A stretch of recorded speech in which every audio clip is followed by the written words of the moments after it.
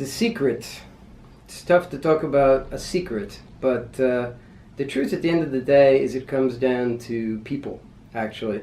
And I've been incredibly fortunate, actually, to have great people. I mean, obviously, well, if one was the first person, then I was the first great person. But actually, to be honest with you, really at the end of the day, having people. This is a people business, basically, and having the people to do the job is the key thing. And what you can do from a management side, actually, is you try to create an environment where great people want to work.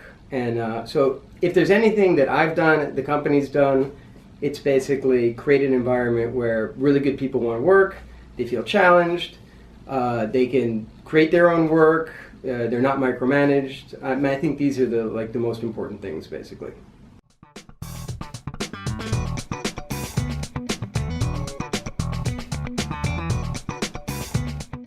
Okay, I'm not an oracle, but the watershed moment was in 2013. That was just 3 years ago when we acquired SH3, and that really changed it really changed my perspective actually on a lot of things because we'd never done an acquisition before.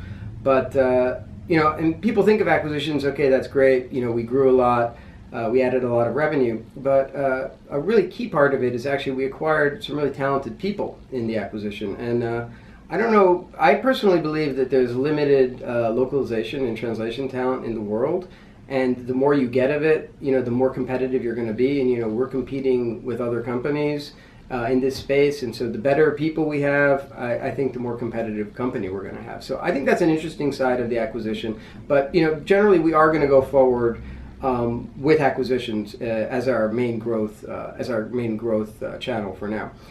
Interestingly enough, I'd also like to mention when it comes to talent that's important to maintain is freelance translators. A lot of companies don't focus on them and how important they are, and they're critical to our business. I mean, without the freelancers, we really wouldn't have a business. And again, they're also a rare commodity. I mean, there's not that many great, highly technical, let's say German or Lithuanian translators in a specific vertical. So I think as a company we need to get better. I think we're pretty good, but I think we need to get better at actually recruiting and maintaining relationships with these freelancers, because I think that that's a really important aspect of our business.